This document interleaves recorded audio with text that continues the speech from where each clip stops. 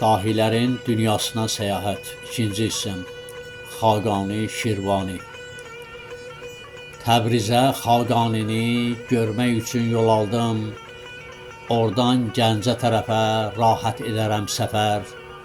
Xaqanların xaqanının görüb ruhən ucaldım. Amma onun gözündə qəhər gördüm bir qədər. Sanki vaxtından əvvəl qocalmışdı Xaqani. Bezmişdi saraydakı qanlı çəkişmələrdən, dözə bilmirdi artıq buna şair vicdanı, yazdığı misralarla eyham edirdi hərdən. Şair ilə görüşdüm ətirli bağçasında, xalq şairi öz acı taleyindən danışdı. Nə qədər qəm var imiş onun söz boğçasında, elə bil məşəl kimi danışdıqca alışdı. Bilirdim ki, itirib əzizlərin, sirdaşın, şair qoca yaşında tamam yalqız qalmışdı.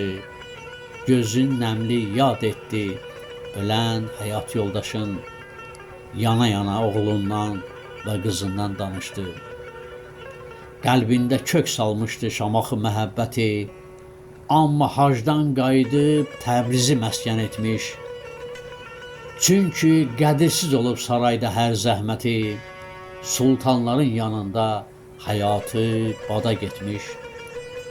Dikildi baxışlarım onun nurlu üzünə, gözlərimin önündə bir gül kimi solurdu.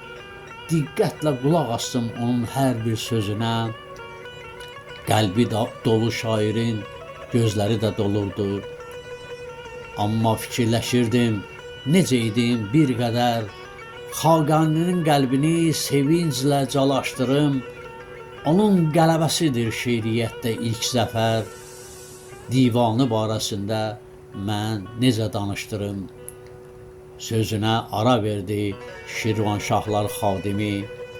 İçimdəki sualı sanki özü duymuşdu. Hər elmi bilən şair oxumuşdu qəlbimi. Sanki dərd danışmaqdan özü də yorulmuşdu.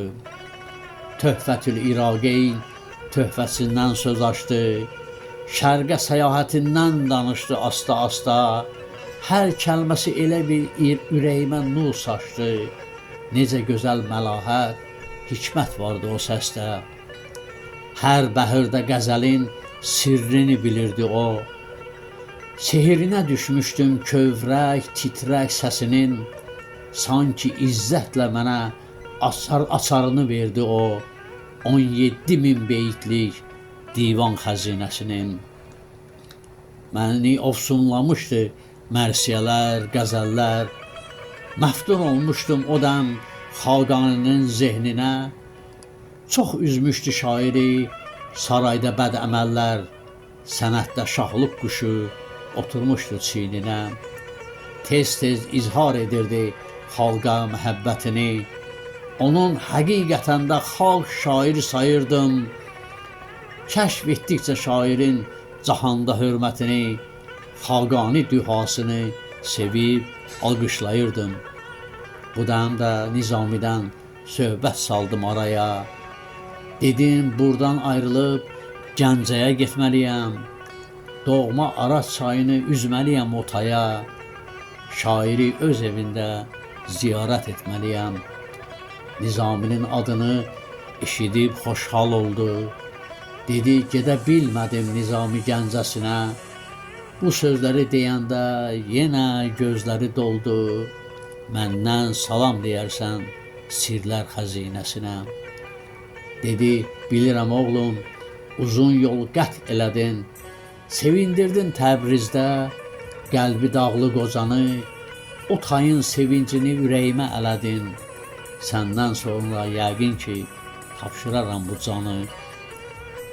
Əllərindən öpərək uzun ömür dilədim, diləyib. Ürəyim getməsə də tərk elədim o piri. Yolda bildim Xaqani artıq rehlət eləyib.